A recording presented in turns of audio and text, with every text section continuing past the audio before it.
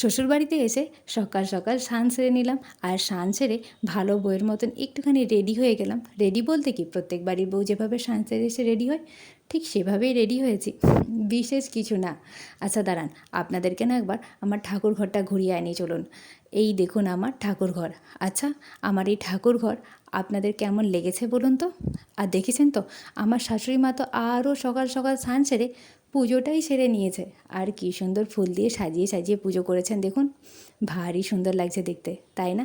একবার দাঁড়ান, আমিও যেহেতু স্নান সেরে এলাম, তাই একবার আমিও ঠাকুর প্রণামটা সেরে নিই, তারপর আপনাদের সঙ্গে কথা বলি। আপনাদেরকে না আমার ঠাকুর ঘরের বাইরের দৃশ্যটা একবার দেখাই চলুন।